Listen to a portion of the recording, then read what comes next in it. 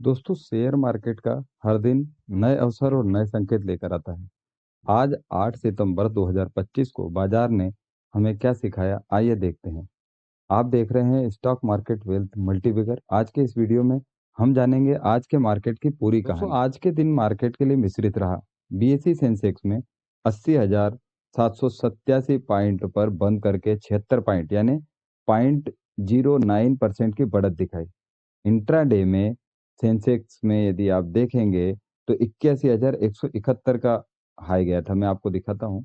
ये यदि आप परसेंटेज देखेंगे तो 0.43% इसमें बढ़त देखी गई थी, लेकिन इसने अपनी पूरी तेजी को गंवा दिया। दिन के अंत तक अपनी ज्यादातर तेजी गंवा दी और 0.45% के समथिंग, ये देखिए आप यहाँ पे 0.45% के समथिंग इसमें गिरावट हुई। हालांकि वहां से ये थोड़ा सा उड़ के 0.07% यानी लास्ट दिन में 0.095% इसने बढ़त देखी। वहीं एनएससी निफ्टी 50 ने 24,773 पॉइंट पर क्लोज करके 32 पॉइंट यानी 0.13% का फायदा किया। निफ्टी में भी सकारात्मक देखी। यह 54,187 पॉइंट पर लगभग वही 0.30% की वृद्धि के साथ बंद हुआ। सेम इसमें भी आप देखेंगे तो इसने भी अपने नीचे से 71% की बढ़त लगभग हासिल करी, जो 385% देखी गई। वहीं पे यदि आप देखेंगे तो यही 3 बजे के बढ़त थी, उसको गिरावट में तब्दील कर दिया। मार्केट की इस मिली जुली स्थिति के पीछे मुख्य कारण है जीएसटी दर कटौती के बाद ऑटो सेक्टर में उम्मीदें और वैश्विक बाजार के मिले जुले संकेत। दोस्तों, आज का दिन ऑटो सेक्टर के लिए शानदार रहा। निफ्टी ऑटो यदि आप देखेंगे तो 3.30% की शानदार वृद्धि दिखाई। इसके पीछे मुख्य कारण है टाटा मोटर्स, महिंद्रा एंड महिंद्रा और मारुति सुजुकी जैसी कंपनियों ने जीएसटी दर कटौती के बाद अपने वाहनों की कीमतों में कमी की घोषणा की है। मेटल सेक्टर में भी मजबूती देखने को मिली, जबकि आईटी सेक्टर में कमजोरी रही साथियों। यहाँ पर आप देख सकते हैं मेटल सेक्टर बिल्कुल एक बार ये टॉप तक भी गया, इसने कंसोलिडेट किया, लगभग 1% की इसमें बढ़त थी। पूरी इसने दिन के अंत तक आते आते अपनी पूरी जो बढ़त थी वो गिरावट में हासिल कर ली और 0.37 पर बंद हुआ। हालांकि ये पॉजिटिव रहा, ठीक ठाक। आईटी इंडेक्स 0.94% की गिरावट के साथ बंद हुआ। इसका कारण है अमेरिकी अर्थव्यवस्था को लेकर चिंताएं, ओके, कास्ट कटिंग पर बढ़ता फोकस। ज्यादातर सेक्टर देखेंगे तो गेनिंग सेक्टर में आपको कैपिटल मार्केट, टेलीकॉम, रियलिटी और कंज्यूमर डिस्क्रिएशनरी शामिल रहे, जबकि आईटी, एफएमसीजी और ड्यूरेबल्स में कमजोरी दिखी। यदि आप चैनल पर नए हैं तो सब्सक्राइब करना ना भूलें, क्योंकि हम रोज ऐसी ही महत्वपूर्ण जानकारियां लेकर आते हैं, साथ ही लेकर आते हैं सेक्टर वाइज अच्छे स्टॉकों की डिटेल। आज बीएसई स्मॉल कैप इंडेक्स में कई शेयरों ने शानदार प्रदर्शन किया। आइए जानते हैं टॉप परफॉर्मर के बारे में। यदि आप देखेंगे तो प्रिसीजन केमसॉफ्ट ने आज का सबसे बड़ा गेनर होकर 20% की शानदार तेजी के साथ 220 रुपए पर बंद हुआ।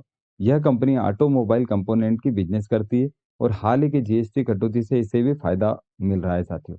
सालासर टेक्नो इंजीनियरिंग ने 20% की वृद्धि के साथ 9 रुपए 33 पैसे पर पहुंचा। यह एक स्मॉल कैप इंजीनियरिंग कंपनी है जो इंफ्रा प्रोजेक्ट में काम करती है। आईओएल केमिकल और फार्मास्यूटिकल्स में 14.72% की तेजी देखी गई। कंपनी केमिकल्स और फार्मास्यूटिकल्स के क्षेत्र में काम करती है और हाल ही के कॉन्ट्रैक्ट्स की वजह से इसमें तेजी आई है।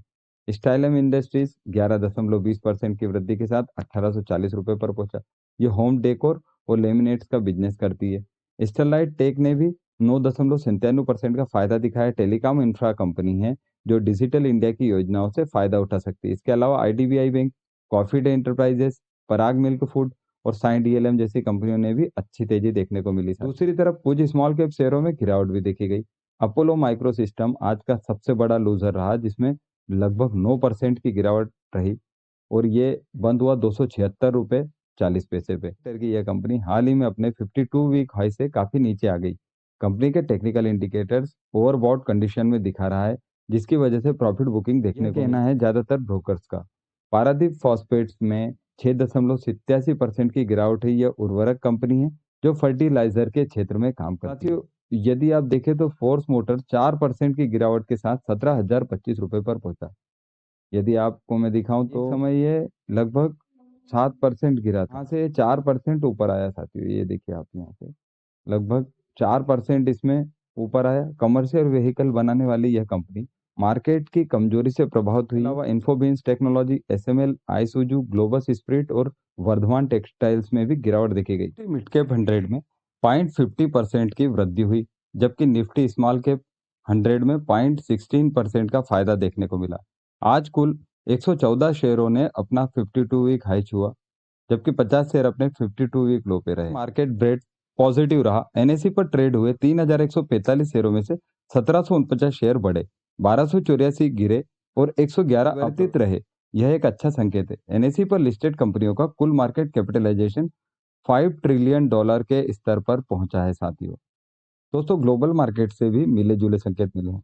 अमेरिका में कमजोर जॉब्स डेटा के बाद फेड रेट कट की उम्मीदें बढ़ गई है। यूरोपियन मार्केट में लगभग 1% की बढ़त देखी गई। वहीं जापान की निकेई में 1.8% की तेजी देखी गई, जबकि ऑस्ट्रेलिया में एसेक्स 200 में 0.34% की गिरावट रही। दोस्तों, आज का दिन हमें यह सिखाता है कि मार्केट में सेक्टर रोटेशन होता रहता है। ऑटो सेक्टर में जीएसटी कटौती के बाद भी तेजी आई, और वह दर्शाती है कि सरकारी नीतियों का शेयर बाजार पर कितना प्रभाव होता है। इसका स्मॉल कैप शेयरों में निवेश करते समय हमेशा याद रखें कि ये ज्यादा वॉलेटाइल होते हैं। आज जो शेयर 20% ऊपर गया है, कल वो उतना ही नीचे भी जा सकता है। इसलिए प्रॉपर रिसर्च और रिस्क मैनेजमेंट जरूरी है। दोस्तों, शेयर मार्केट में रोज बदलाव आते हैं, लेकिन सही रिसर्च, धैर्य और अनुशासन ही असली संपत्ति बनाता है। आज के मार्केट ने हमें दिखाया कि कैसे एक सेक्टर में पॉलिसी चेंजेस से पूरा मोमेंटम शिफ्ट हो सकता है। साथियों, मैं सेबी रजिस्टर्ड एडवाइजर नहीं हूँ। यह वीडियो सिर्फ शैक्षिक उद्देश्य से है। निवेश का कोई भी निर्णय लेने से पहले अपने फाइनेंशियल एडवाइजर से सलाह जरूर लें।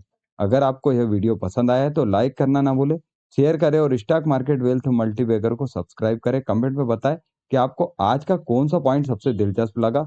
अगले वीडियो में मिलते हैं, तब तक के लिए हैप्पी इन्वेस्टिंग।